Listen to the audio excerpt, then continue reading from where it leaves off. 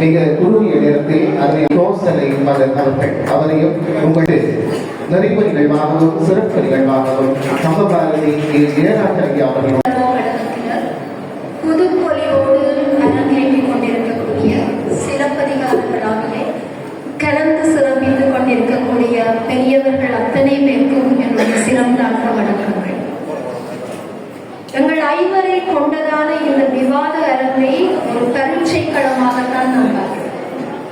இந்த விவாத அரங்கை தொடர்ந்ததாக கமபாரதி ஜெயராஜ் ஐயா அவர்களுடைய தலைமையில் பேராசிரியர் ஸ்ரீ பிரசாந்தன் உட்பட்டவர்கள் கலந்து கொண்டு பேச இருக்கிற பட்டிமண்டபம் நிகழ்விற்கு அத்தகைய ஒரு தன்மையில் எங்கள் ஐவரையும் கொண்டதாக அமைக்கப்பட்ட இந்த விவாத அரங்கை பரீட்சை களமாக என் விஷ பரீட்சை களமாக அன்றி வருமாறு என்னோடு இங்கே இணைந்திருக்கக்கூடிய இந்த நால்வரும் தங்களுடைய பேச்சாற்றலை மிக வீரியமாக இங்கு பதிவு செய்ய வேண்டிய கடமையில் இருக்கிறார்கள். அவர்கள் அதனை செவ்வனே செய்வதற்காக அவர்கள் சார்பில் அவையோரின் ஆசீர்வாதங்களை பெற்றுக்கொண்டு விவாத அரங்குக்குள் நுழைகிறேன். அரியது கேட்கின் வரிவடிவே நோய் அரிது அரிது மானிடராதல் அரிது என்று தொடங்கி தானமும் தவமும் தான் செய்வராயின் வானவர் நாடும் பழிதிறக்குமே என்பதாக ஔவையார் மனித பிறப்பினுடைய சிறப்பம்சங்களையும் மனிதர்களுடைய கடமைகளையும் வலியுறுத்தியிருக்கிறார். உண்மையில் மனித பிறவி என்பது மகத்தான். அடிப்படையில் மனிதர்கள் சில பொதுமைகளை கொண்டிருந்தாலும் அவர்களிடத்திலே சில வேறுபாடுகளும் இயல்பாக இருக்கின்ற தன்மையை நாங்கள் உணர்ந்து கொண்டார்கள். இனம் என்கிற அடிப்படையிலாக இருக்கலாம், மதம், மொழி, கலாச்சாரம், அரசியல், சாதி, கல்வி பின்னணி, அரசியல் அபிப்பிராயம் உட்பட்ட இன்னொரு அடிப்படைகளிலே மனிதர்கள் வேறுபட்டு இயங்குதல் என்பது மிகச் சாதாரணமானது. இந்த சாதாரணத்தை தெளிவாக புரிந்து கொண்டு மனிதர்கள் தத்தம் அடையாளங்களோடு சுயமாக சமத்துவமாக வினைத்திறனாக இயங்குவதற்கான தனி மனித சமூக அரசியல் சட்ட கட்டமைப்புகள் இல்லாது போகிற சூழ்நிலையில் தேசங்களை கட்டியெழுப்ப வேண்டிய அவசியத்தையும் அவ்வாறு தேசங்களை கட்டியெழுப்புவதற்கான அணுகுமுறைகள் எத்தகையதாக இருக்கின்றன என்பது தொடர்பாகவும் நீண்ட உரையாடல்களை செய்ய வேண்டிய தேவை இருக்கிறது. உலக நாடுகளோடு ஒப்பிட்டு பார்க்கையில் மிக சொற்பமான நாடுகளில் மாத்திரம்தான் ஒத்த தன்மை கொண்டதான மனிதர்கள் இருக்கிறார்கள், வாழ்கிறார்கள். ஒரே இனத்தை சேர்ந்து ஒரே மதத்தை பின்பற்றுகிற ஒரே மொழியை பேசுகிற மக்கள் வாழுகிற நாடுகள் என்பவை மிகச் சொற்பமானது. வெவ்வேறு இனங்களை சார்ந்த வெவ்வேறு மதங்களை பின்பற்றுகிற வெவ்வேறு மொழியை பேசுகிற இவ்வாறாக வெவ்வேறு அடையாளங்களை தமதாக்கி கொண்ட மனிதர்கள் ஒன்று சேர்ந்து வாழுகிற நாடுகள் தான் உண்மையில் எண்ணிக்கையில் அதிகமானது. இவ்வாறு மனிதர்கள் தங்களுடைய அடையாளங்களை தொலைத்து விடாமல் அவற்றை பின்பற்றி வாழுகிற சூழ்நிலை அந்தந்த நாடுகளிலே ஏற்படுத்தி கொடுக்காத போது இலங்கை இப்போது சந்தித்துக் கொண்டிருப்பது போன்ற ஒரு நிலைமையை சந்திக்க வேண்டி வரும். இந்த பன்மைத்துவத்தினுடைய தாற்பயம் சரியாக மனிதர்களாலும் அரசியல் தலைவர்களாலும் சட்ட ஏற்பாட்டாளர்களாலும் புரிந்து கொண்டு பன்மைத்துவத்தை பேணி பாதுகாப்பதற்கான மார்க்கங்கள் உருவாக்கப்படாத போது தேசங்களை கட்டியெழுப்புதல் என்பது பாரிய சவாலுக்கு உட்பட்ட விடயமாக இருக்கிறது. இலங்கையில் இப்போது நாங்கள் சந்தித்திருப்பது அவ்வாறான ஒரு சவால். உண்மையில் இந்த பன்மைத்துவத்தை பேணுதல் என்பது சிக்கலானதா என்றால் அது சிக்கலானதுதான். ஆனால் சில நாடுகளினுடைய வரலாறுகளை பார்க்கிற போது அவர்களால் இந்த பன்மைத்துவத்தை வினைத்திறனாக கையாள முடிந்திருக்கிறது. அவை கட்டியெழுப்பப்பட்ட தேசங்களாக மாறியிருக்கின்றன. ஆனால் இலங்கையை பொறுத்தவரையிலே இன்னமும் தேசம் என்பதால் எது குறிக்கப்படுகிறது என்கிற வாத பிரதிவாதங்கள் பாடல்கள் இருக்கு. ஒரு நாடு ஒரு தேசமா, அல்லது ஒரு நாடு இரு தேசமா, அல்லது நாடற்ற தேசங்களினுடைய உரிமைகள் தொடர்ச்சியாக மறுக்கப்படுகிற பொழுது ஒரு தேசமாக இணைந்து நாங்கள் எங்களை கட்டியெழுப்புதல் சாத்தியமா என்பதான கேள்விகள் இருக்கின்றன.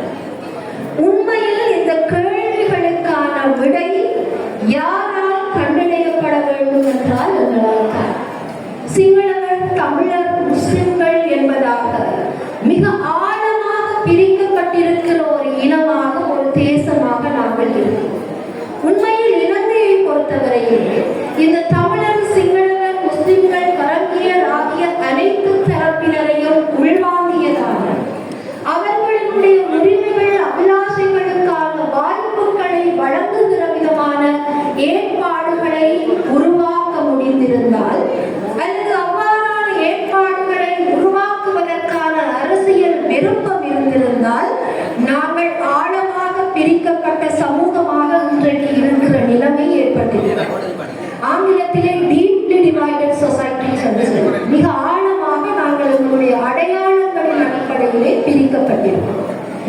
இந்த அடையாளங்களை நாங்கள் சரியாக எவ்வாறு கையாளும் இலங்கை தேசமாக எங்களை கட்டியெழுப்ப முடியும் என்கிற கேள்வி இருக்கிறது. அதற்கு முதல் நான் ஏற்கனவே சொன்னது, இலங்கை தேசமாக நாம் ஒவ்வொருவரும் இணைந்து கொள்ள வேண்டும் என்றால் எங்களுக்குரியதான அடையாளங்களை நாங்கள் தொலைத்து விட வேண்டி வருமா என்கிற கேள்வி வருகிறது. உண்மையில் தேசங்களை கட்டி எழுப்புகிற அணுகுமுறையிலே பெரும்பான்மை இனத்தினுடைய அடையாளங்கள் மேலதிகமாக பாதுகாக்கப்பட்டு, சிறுபான்மை இனங்கள் தத்தம் இனங்களுக்குரிய அடையாளங்களை தொலைத்துவிட்டு பெரும்பான்மை இனத்தின் அடையாளங்களை தழுவி செயற்பட வேண்டும் என்பதான தன்மை கொண்ட தேச கட்டியெழுப்பல் செயற்பாடுகளும் சில நாடுகளிலே இடம்பெற்றிருக்கின்றன. இது என்னுடைய தனிப்பட்ட பார்வையிலே வரவேற்கத்தக்கது அல்ல. சிறுபான்மை இனங்களும் சிறிய தேசங்களும் தங்களுடைய அடையாளங்களை தொலைத்து விடாமல் தங்களுடைய அடையாளங்களை செயற்படுத்த வேண்டிய களங்களிலே அவற்றை செயற்படுத்துவதற்கான வாய்ப்பை அவர்களுக்கு வழங்கி, ஏனைய சந்தர்ப்பங்களிலெல்லாம் ஒரு நாடாக, தேசமாக மற்றவர்களோடு இணைந்து செயற்படுகிற விதமான வாய்ப்பை உருவாக்குகின்ற விதமான தேச கட்டியமைப்பு அல்லது கட்டி எழுப்புதல் என்பதுதான் உண்மையில் வரவேற்கத்தக்கது. எங்களுடைய தேசத்தை கட்டி எழுப்புகின்ற இந்த செயற்பாட்டிலே உயர்ந்த அறமா, தெளிந்த அறிவா, மிக காத்திரமான பங்களிப்பை செய்ய போகிறது என்பதுதான் இந்த விவாத அரங்கினுடைய தலைப்பு. உண்மையில் அறம், அறிவு இரண்டும் இணைந்ததான ஒரு செயற்பாடுதான் ஆரோக்கியமான தேச கட்டியெழுப்பல் செயற்பாடாக அமையும்.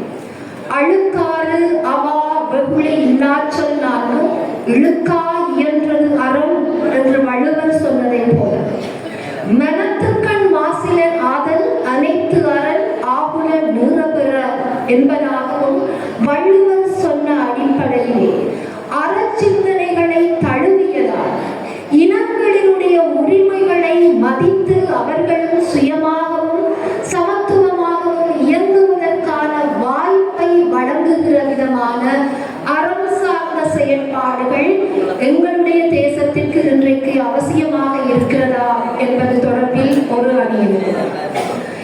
நல்ல அறிவு, தெளிந்த அறிவு, எப்பொருள் யார் யார்வாய் கேட்பினும் அப்பொருள் மெய்ப்பொருள் காண்பது அறிவு என்பதாக வள்ளுவர் சொன்னது போல, ஒரு செயலை திட்டமிட்டு செயற்படுத்துகிற போது அது கொண்டு வரக்கூடிய நேர்மறை எதிர்மறை தாக்கங்களை முன்கூட்டியே கணித்து தேசத்தினுடைய நன்மைக்காக செயற்பாடுகளை செய்கிற தலைவர்களையும் அறவழி நிற்பவர்களையும் அறிவியல் சார்ந்தவர்களையும் எங்களுடைய தேசம் அடையாளம் கண்டு அவர்களுடைய செயற்பாடுகளுக்கு இடம் கொடுக்க வேண்டிய தேவை இருப்பதாக வாதாடுவதற்காகவும் இன்னொரு அணியினர்.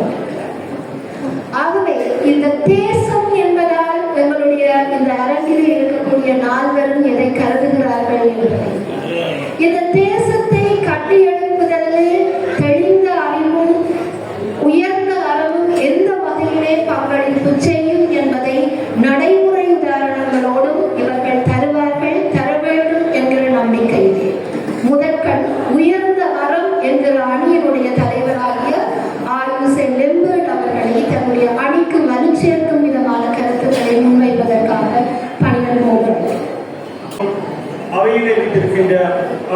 சான்றோர்களுக்கும் வணக்கங்களை தெரிவித்தவனாக இந்திய தலைப்பு தேசத்தை கட்டியெழுப்புவதில் பெரிதும் தேவையாக இருப்பது உயர்ந்த அறமா தெளிந்த அறிவா. நண்பர் அவர்களே ஏற்கனவே கூறிவிட்டார். அறம் என்பதற்கான விளக்கத்தை தெளிவாகவே கூறிவிட்டார். திருவள்ளுவர் அறத்துப்பால் என்பதையே முதன்மையானதாக கொடுத்திருக்கின்றார்.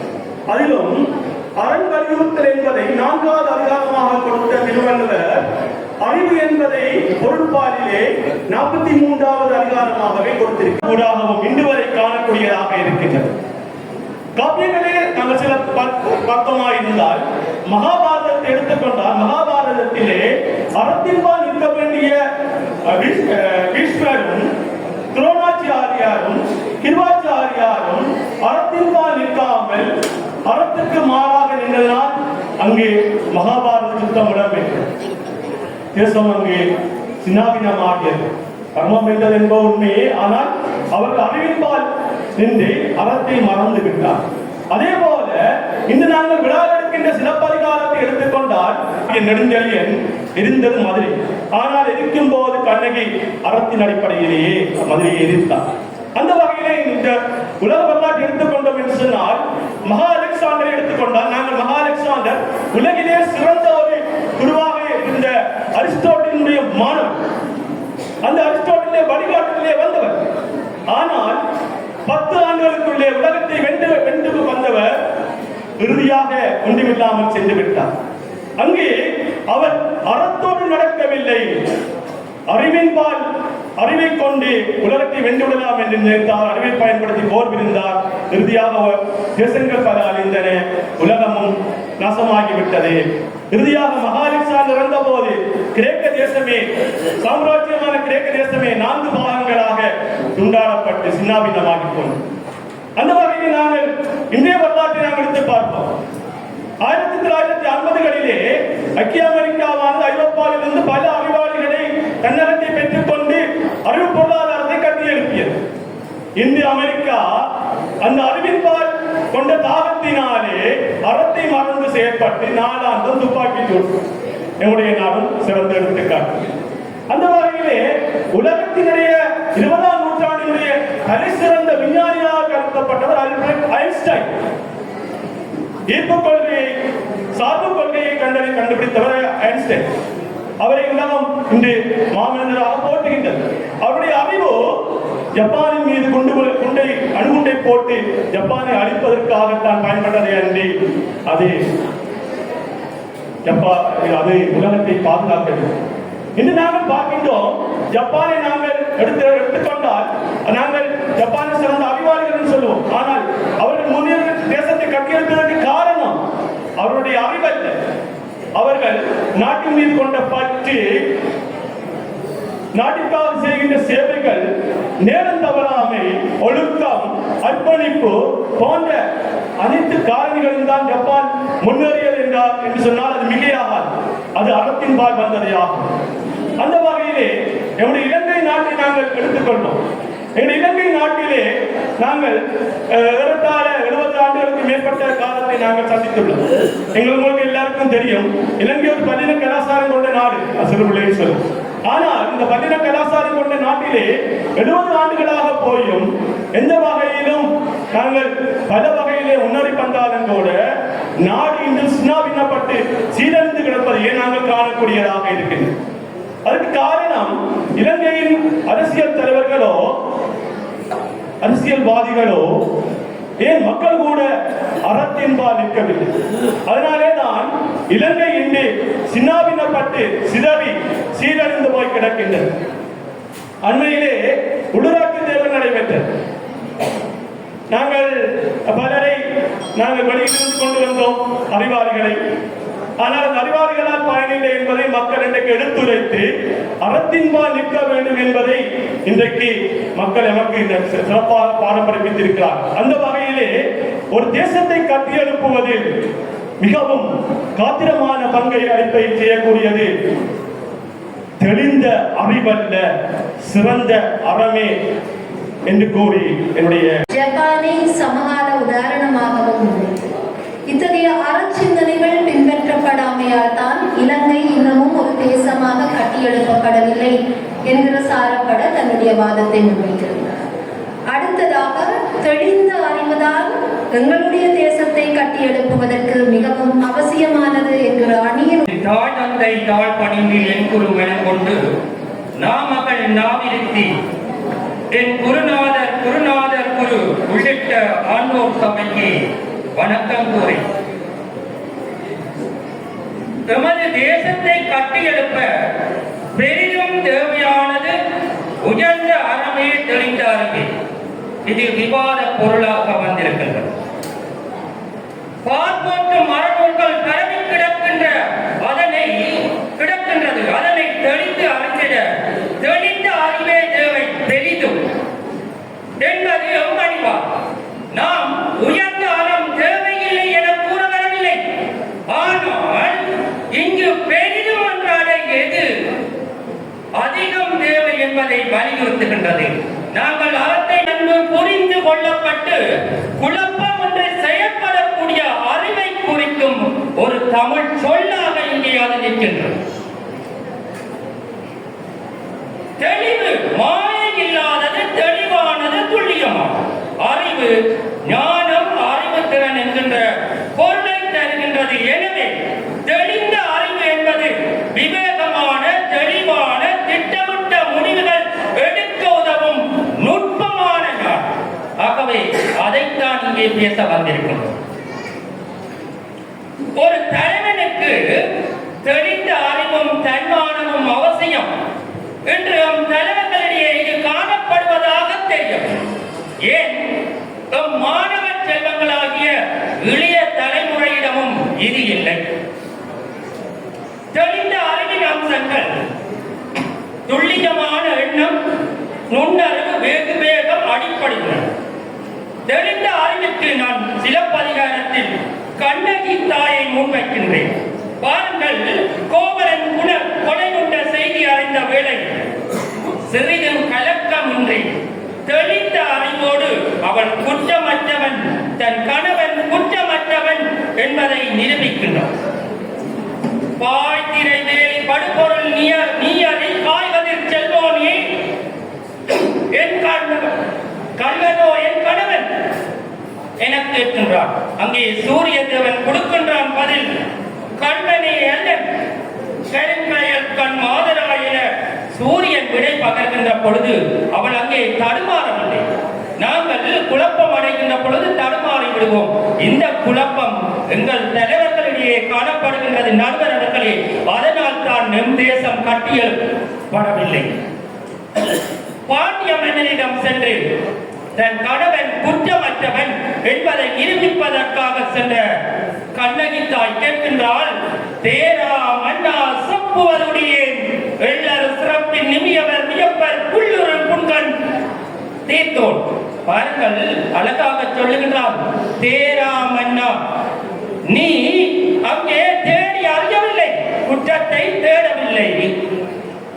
குற்றத்தை தேடாமல் செய்ததினால் என் கணவன் கொலை உண்டு விட்டான் என்று சொல்லுகின்றான்.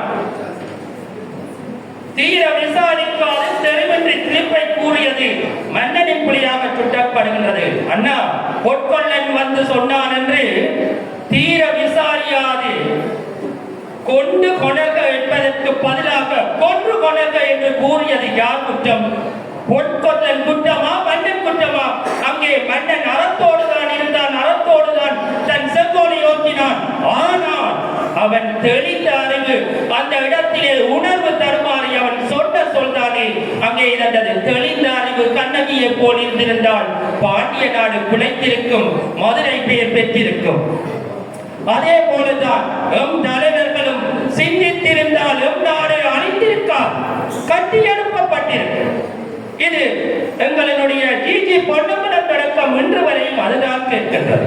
எங்களுக்குரிய பகுதியை தருகின்றேன் என்று ஐரோப்பியன் கூறுகின்ற பொழுது 50க்கு 50 ஏனையா கேட்டார்.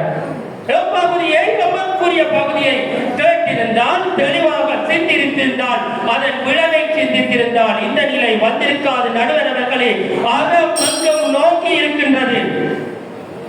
இங்கே மணியம் அடித்திருக்கின்றது. ஒரே ஒரு விடயத்தோடு சொல்லுகின்றேன். இந்த பீஸ்மரை சொன்னார் போருக்கு.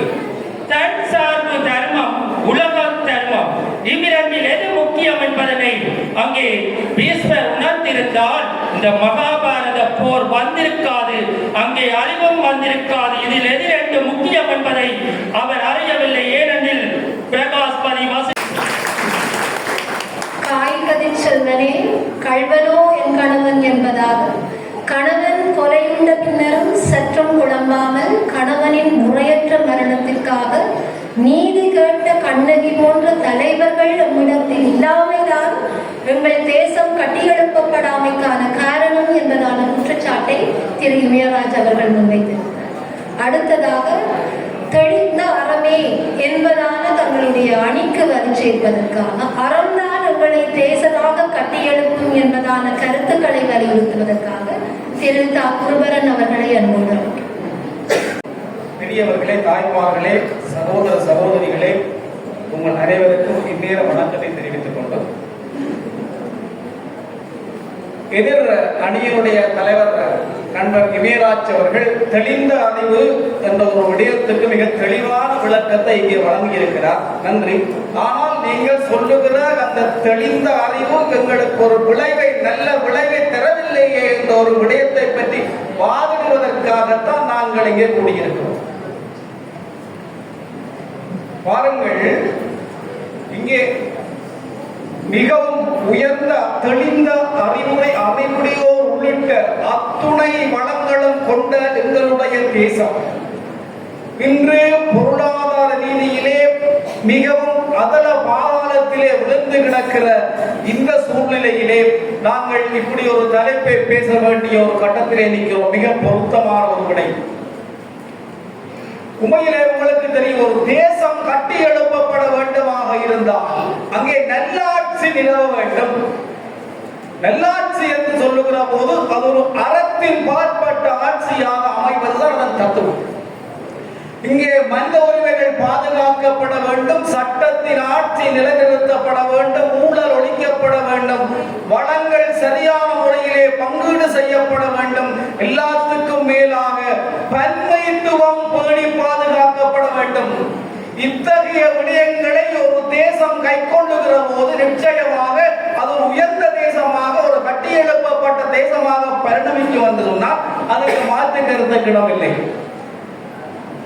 உங்களுக்கு தெரியும், தென்னாப்பிரிக்கா போன்ற நாடுகள், தென்னாப்பிரிக்காவிலும் எங்களை போன்ற ஒரு கிளர்ச்சி உருவான ஒரு நாடு, அது நிறவரி பாகுபாடு சம்பந்தமான ஒரு போராட்டத்திலே ஈடுபட்ட ஒரு நாடு. அதன் பயனாக நெல்சன் மண்டேலா போன்றவர்கள் எல்லாம் சிறையிலே அடைக்கப்பட்டு 12 காலங்களுக்கு பின்னர் விடுதலை பெற்று அங்கே நெல்சன் மண்டேலா ஆட்சி அதிகாரத்திலே அமர்கிற போது இந்த அறத்தை பின்பற்றினார். இந்த அத்தனை தன்னுடன் எதிர்த்து போறது, தன்னுடைய எதிரிகளையும் அரவணைத்து ஒரு நல்லாட்சியை வழங்கினார். அதன் உச்சகட்டமாக அங்கே ஒரு கற்றுக்கொண்ட பாடங்கள் மற்றும் ஒரு நல்லிணக்க ஆணைக்குழுவை நியமித்து கடந்த கால தவறுகள் எல்லாம் இதற்காக நடந்தது என்ற அந்த காரணத்தை தேடி கண்டுபிடித்து அதற்கு பரிகாரம் வழங்கி இந்த தென்னாப்பிரிக்க தேசத்தை உலகத்திலே வெளியிட வைத்தால் இன்று நாங்கள் இந்த இலங்கை தேசம் செய்ய வேண்டிய அந்த விடயத்தை நாங்கள் இன்றைக்கும் அந்த அரசிந்தனை அற்றவர்களாக அந்த விடயங்களை மறுதளித்துக் கொண்டிருக்கிறோம். அந்த காரணத்தினாலே இன்னும் எங்களுடைய நாடு, எங்களுடைய தேசம் கட்டியெழுப்பப்படவில்லை. அந்த கட்டியெழுப்பப்படுவதற்கான வாய்ப்புகளும் எங்களுக்கு தென்படவில்லை. இதுதான் உண்மையான விடயம். பாருங்கள், சில உதாரணங்களை சொல்லி நான் நிறைவு செய்கிறேன். இந்தியாவிலே அரசன் எவ்வளி குடிகள் அவ்வளி என்ற ஒரு தத்துவமான கருத்தை நாம் எப்பொழுதும் கூறி வந்திருக்கிறோம். ஒரு அரசன், ஒரு ஆட்சியாளர் ஒரு விடயத்தை மக்களுக்கு சொல்லுகிற போது அந்த ஆட்சியாளர்கள் அதற்கு முன்னோடியாக இருந்து செயற்பட்டு காட்டுகிற போது அந்த மக்களும் அதனை முழுமையாக பின்பற்றி செயற்படுகிற போது அந்த தேசம் கட்டி எழுப்பப்படும். இந்தியாவிலே லால் பகதூர் சாஸ்திரி என்பவர் 1960 காலத்தில் நேருவுக்கு பின்னராக பிரதமராக சில ஆண்டுகள் பதவி வகித்தார். அப்பொழுது இந்தியாவிலே பஞ்சம் நிலவி வந்த காலம். அவர் அந்த ஆட்சியை பொறுப்படுத்தவுடன் சொன்னார், எல்லாரும் விவசாயம் செய்யுங்கள், நாங்கள் உணவு பாதுகாப்பை தோடிக்கொள்ள வேண்டும் என்று சொன்னது மட்டுமல்லாமல் ஒரு மிகச்சிறந்த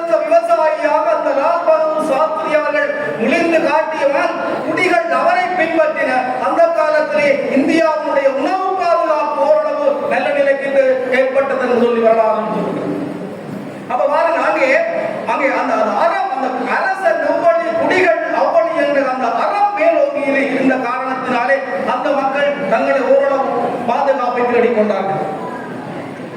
எங்களுக்கு தெரியும் கர்ம வீரர் காமராஜர், அவரை பற்றி நாங்கள் எல்லோரும் அறிந்திருக்கிறோம். மிகவும் பள்ளி படிப்பு மிகவும் 6ஆம் ஆண்டு வரையில் அவருடைய பள்ளி படிப்பு. அவர் இந்தியாவுடைய முதல்வராக 12 ஆண்டுகள் பணியாற்றிய போது அவருடைய ஒரு காலத்திலே அவருடைய செயலாளராக மிக மெத்த படித்த ஒரு PhD முடித்திருந்தார். ஒரு முதலீட்டு திட்டம் வந்து அவருடைய காலத்திலே அங்கு கொண்டு வரப்படுகிறது. அந்த முதலீட்டு திட்டத்தை நிறைவேற்றுவதற்காக அங்கே அந்த செயலாளரை அவர்களுடன் பேசுவார் என்று சொல்லிவிட்டு அவர் விருதுநகரத்துக்கு சென்றிருந்தார். அந்த நேரத்தில் அந்த பேச்சு சில காரணங்களினாலே அந்த பேச்சு அந்த முதலீடு அந்த திட்டம் முடிவடைகிற நிலைமை எழுந்த போது அந்த காமராஜர் பிறந்து அந்த இடத்துக்கு வருகிறார். வந்து அந்த முதலீட்டாளர்களுடன் பேசி சுமூகமான முறையிலே அந்த முதலீட்டு திட்டத்தை இந்தியா கொண்டு வருகிறார். இங்க பாருங்கள், மெத்த படித்த ஒரு மேதாவியாலே முடியாத ஒரு காரியத்தை ஒரு 6ஆம் ஆண்டு பள்ளி படிப்பை கொண்ட ஒருவர் தன்னுடைய அறம் சார்ந்த ஒரு அணுகுமுறையினாலே அந்த முதலீட்டை கொண்டு வந்து இந்தியாவில். நான் என்ன சொல்லுகிறேன் என்றால், அறிவு என்பதற்கு அப்பால் அறம் என்பது ஒரு விடயத்தை சாதிக்க வல்லது என்ற இந்த விடயத்தை அடுத்த விரும்பி இன்னொரு விடயத்தை சொல்லி நான் ஆகிறேன். இந்தியாவிலே சில காலத்துக்கு முன்னர் ஊழல் சம்பந்தமான ஒரு விடயம், ஒரு ஊழல் ஒகேனக்கல் குடிநீர் திட்டத்திலே நடந்த ஒரு ஊழல் சம்பந்தமாக அங்கே ஒரு சர்க்கார் கமிஷன் ஒரு கமிஷனை அமைத்தார்கள். நீதிமன்றத்திலே வழக்குகள் நடைபெற்றது. அந்த அகண்ட இந்தியாவிலே ஒரு சட்டத்தரணி கிடைக்காமல் இந்த இலங்கையில் இருந்து இங்கே ஈழி அந்த வழக்கிலே ஊழல் புரிந்தவர்களுக்கு ஆதரவாக வாதாடுவதற்கு அழைக்கப்பட்டிருக்கிறார். அந்த இறுதியிலே அந்த தீர்ப்பு எப்படி வருகிறது என்று சொன்னால், சரியான இந்த இதிலே இந்த ஒகேனக்கல் குடிநீர் திட்டத்திலே ஊழல் நடந்திருக்கிறது என்ற ஒரு தெளிவான முடிவுக்கு வந்தாலும் அவர் சொன்னபடியே விஞ்ஞான ரீதியான ஊழல் நடந்திருக்கிறது, ஆன காரணத்தினாலே ஆதாரங்களை திரட்ட முடியவில்லை என்று சொல்லி அந்த வழக்கு அங்கே தள்ளுபடி செய்யப்படுகிறது. பாருங்கள், மிக தெளிந்த அறிவு அங்கே எதற்கு பயன்பட்டிருக்கிறது, மிக விஞ்ஞானபூர்வமான ஊழலை செய்வதற்கு பயன்பட்டிருக்கிறது. இப்படியாக இதை பின்பற்றி எங்களுடைய ஆட்சியாளர்கள் எல்லாம் விஞ்ஞானபூர்வமாக ஊழலை தப்பிக்கொள்கிறார். அதனை தான் சொல்லுகிறோம், அறம் என்பது எப்பொழுதும் நல்லவைகளை செய்ய வல்லது, அறிவு நல்லவைகளையும் கெட்டவைகளையும் செய்ய வல்லது என்று கூறி வாய்ப்புக்கு நன்றி கூறி விடைபெறுகிறேன். நன்றி, வணக்கம். அடுத்ததாக, அறத்தை மறுதலிக்கிற விதமான அறிவு செயற்பாடுகளும் ஆபத்தானவை என்கிற கருத்தையும் அவர் பதிவு செய்திருக்கிறார். அவருடைய கருத்துக்கு நன்றி. இறுதியாக, தெளிந்த அறிவே என்கிற அணியினுடைய 2வது பேச்சாளராக திரு பிரகன் அவர்களை அன்போடு அழைக்கிறேன். தமிழை தலை சாய்த்து தமிழுக்கு என் வணக்கத்தை தெரிவித்து, நடுவர்களுக்கும் இந்த அருமையான சபையிலே நிறைந்திருக்கக்கூடிய அத்தனை அன்புள்ளங்களுக்கும் பணிவன்பான வணக்கங்கள். அகர உயிர்கோள் அறிவாக்கி என்றும் நிகரில் இறை நிற்கும் நிறைந்து. இது திருவருட்பயன். திருவருட்பயனிலே இறைவன் அறிவினுடைய வடிவமாக உலகமெல்லாம் நிறைந்திருக்கிறான் என்று சொல்லி பதிவு செய்யப்பட்டது. இங்கே எனக்கு முன் பேசியவர் தன்னுடைய பேச்சை நிறைவு செய்கிற போது ஒரு கருத்தை சொன்னார். அறிவு நன்மையையும் தீமையையும் செய்யும், அறம் நன்மையை மட்டுமே செய்யும் என்று சொன்னார். எனக்கு ஒரு கேள்வி எழுகிறது. எங்களுடைய நாட்டினுடைய அரசியல் யாப்பிலே என்ன சொல்லப்பட்டிருக்கிறது? இது ஒரு சிங்கள பௌத்த நாடு. ஆகவே புத்த பெருமான் இந்த உலகத்திலே எதனை ஸ்தாபிக்க விரும்பினார்? ஒரு மிகச்சிறந்த ஒரு ஆடம்பரமான மிகச்சிறந்த வசதி வாய்ப்புகளோடு இருந்த ஒருவர் தன்னுடைய வாழ்க்கையை, தன்னுடைய சுகதுக்கங்களை, தன்னுடைய பிள்ளையை, தன்னுடைய மனைவியை எல்லாம் துறந்து இந்த உலகம் நிலையற்றது என்று சென்றவர் கடவுள் என்று ஒருவரை கூட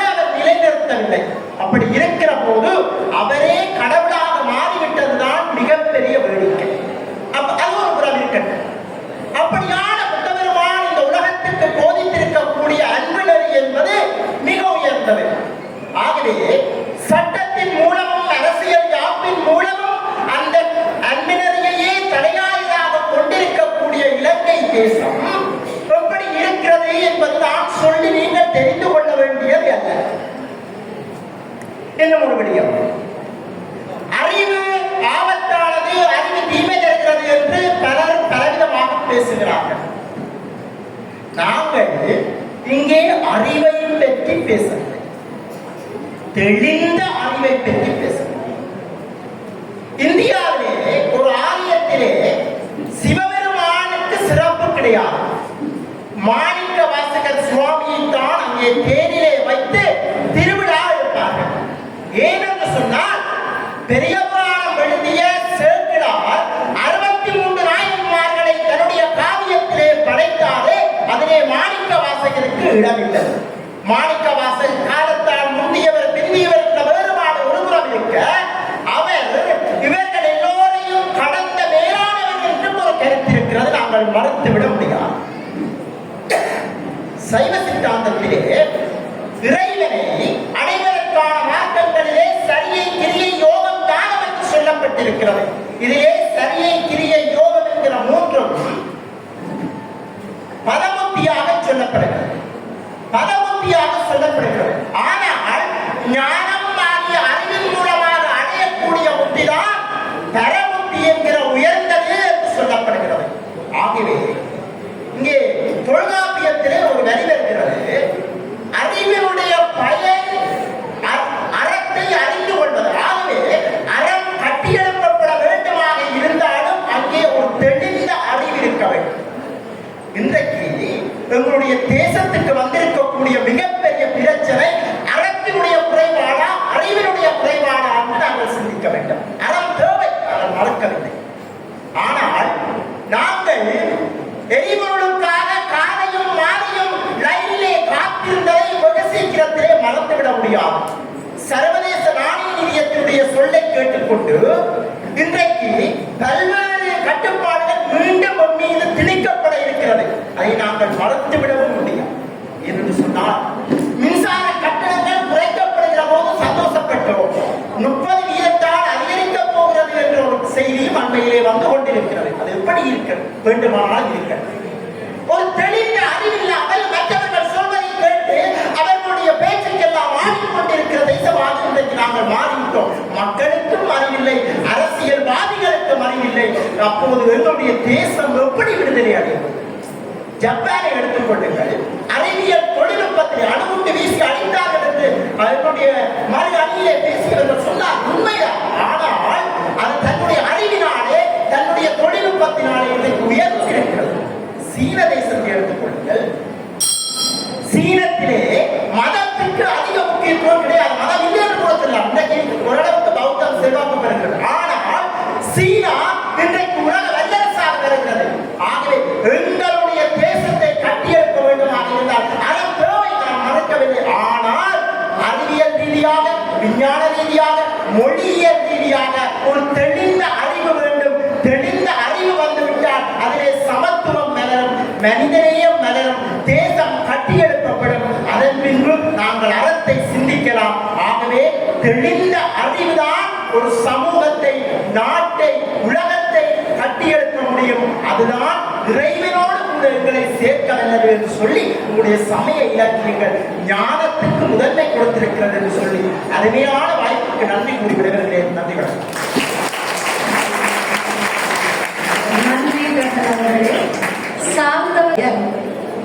இப்போது நால்வரும் தங்களுடைய வாதங்களை நிறைவு செய்திருக்கிறார்கள். இது என்னுடைய நிறைவுரைக்கான தருணம். நிறைவுரையை மிக சொற்ப அளவான நேரத்துக்குள் நிறைவு செய்ய வேண்டும் என்பதாக அகில இலங்கை இளங்கோ கழகத்தினுடைய பெருந்தலைவர் தரா ரதீஸ் அவர்கள் எனக்கு கட்டளையிட்டார். தேசத்தை கட்டியெழுப்புகிற செயற்பாட்டிலே தெளிந்த அறிவு அவசியமானதுதான் நிச்சயமாக. இலங்கையினுடைய வரலாற்றை பார்க்கிற பொழுது எங்களுடைய அரசியல் களங்களில் எப்போதும் அறிவாளிகள் நிறைத்திருக்கிறார்கள். இந்த அறிவு ஒரு பொருத்தமான அரசியலமைப்பை உருவாக்கிக் கொள்வதிலாக இருக்கட்டும், ஏனைய அரசியல் செயற்பாடுகளை திட்டமிடுவதிலாக இருக்கட்டும், எங்களுக்கு உதவி செய்ததா என்கிற ஒரு கேள்வி இருக்கிறது. அறிவாளிகளால் அறிவார்த்தமாக ஏன் அரசியல் செயற்பாடுகளை திட்டமிட்டு செயற்படுத்த முடியவில்லை என்கிற கேள்வியை எழுப்புகிற பொழுது ஒரு மிக முக்கியமான உண்மை எங்களுக்கு புலப்படும். இந்த அறிவாளிகள் தங்களுடைய செயற்பாடுகளை முன்னெடுக்கிற பொழுது பொது நன்மை அன்றி சுய அரசியல் இருப்பு மற்றும் ஏனைய செயற்பாடுகளை மனதிருத்திக் கொண்டமையால் தான் இந்த அறிவாளிகளால் எங்களுடைய தேசத்தை கட்டியெழுப்புவதற்கான அறிவார்த்தமான செயல்பாடுகளை முன்னெடுக்கவில்லை. இத்தகைய ஒரு சூழ்நிலையில் இந்த அறிவாளிகள் பொது நன்மை கருதியதான தங்களுடைய செயற்பாடுகளை முன்னெடுக்க வேண்டும் என்கிற தேவை இருக்கிறது. உதாரணமாக திரு ஜெயவர்தன் அவர்கள் நிறைவேற்று அதிகார ஜனாதிபதி முறைமையை உருவாக்க முனைந்த போது சுய முனைப்பு அதில் அதிகம் இல்லை. தன்னுடைய காலத்திலே ஒரு நிறைவேற்று அதிகார ஜனாதிபதியாக இருந்து கொண்டு ஒரு ஆணை பெண்ணாக மாற்றுவதையும் ஒரு பெண்ணை ஆணாக மாற்றுவதையும் தவிர்த்து ஏனைய அனைத்தையும் ஒரு நிறைவேற்று அதிகார ஜனாதிபதியாக அவர் ஆற்ற விரும்பினார். அதனுடைய பலனை நாங்கள் இப்போது அனுபவித்துக் கொண்டிருக்கிறோம். நிறைவேற்று அதிகார ஜனாதிபதி முறைமையை ஒழிப்பதிலே எங்களுக்கு இருக்கக்கூடிய சட்ட சிக்கல்களை நாங்கள் அறிவோம். ஆகவே அறிவாளிகள் தெளிந்த அறிவோடு செயற்படாத போது அல்லது செயற்பட விரும்பாத போது தேசம் கட்டியெழுப்பப்படுவதிலே நடைமுறை சிக்கல்கள் இருக்கின்றன. அவ்வாறுதான் தேசத்தை கட்டியெழுப்புவதற்கு உயர்ந்த அறம் அவசியமாக கேட்டால் நிச்சயமாக அவசியம். எங்களுடைய அரசியல் வரலாற்றை பார்க்கிற பொழுது அறம் தவறிய நிறைய சம்பவங்கள் நடந்திருக்கின்றன. ஒரு சிலவற்றை உதாரணமாக சொல்கிறேன். ஒரு சிறுவனுக்கு உண்பதற்கு ஒரு உணவை கொடுத்துவிட்டு கொலை செய்த இனமாக நாங்கள் இருக்கிறோம். உரைசால் பத்தினியை உயர்ந்தோர் ஏற்றுவர் என்கிற அறத்தை முற்றிலுமாக மீறி பெண்களை ஆயுத முனையில் மானபங்கப்படுத்தி கொலை செய்த இனமாக தேசமாக நாங்கள் இருக்கிறோம்.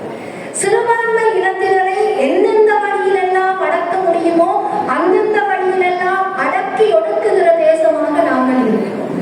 இந்த தேசத்திற்கு அறம் அடிப்படையிலான செயற்பாடுகள் மிக அவசியமானது என்பதிலும் மாற்று கருத்தில்லை. ஆகவே தேசத்தை கட்டியெழுப்புதல் என்கிற செயற்பாடு ஒரு கூட்டு செயல். தனித்து அறமோ தனித்து அறிவோ அதற்கு பெரிய அளவில் துணை செய்யாது.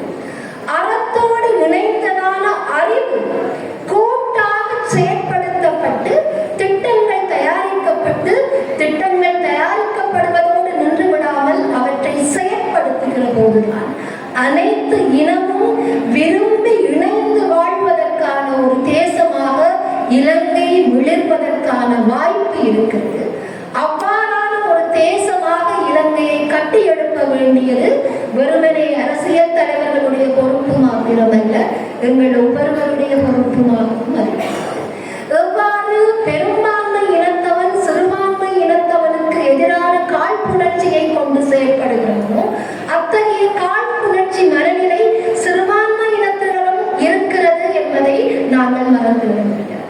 ஆகவே அன்பார்ந்தவர்களே, தெளிந்த அறிவும் நிறைந்த அறமும் இணைந்து செயற்படுகிற விதமான எங்களுடைய செயற்பாடுகள் மூலமாக இலங்கையை ஒரு தேசமாக கட்டியெழுப்ப வேண்டும். அதற்கான தேவை இருக்கிறது, அதற்கான காலமும் கனிந்திருக்கிறது என்கிற செய்தியோடு இந்த நல்ல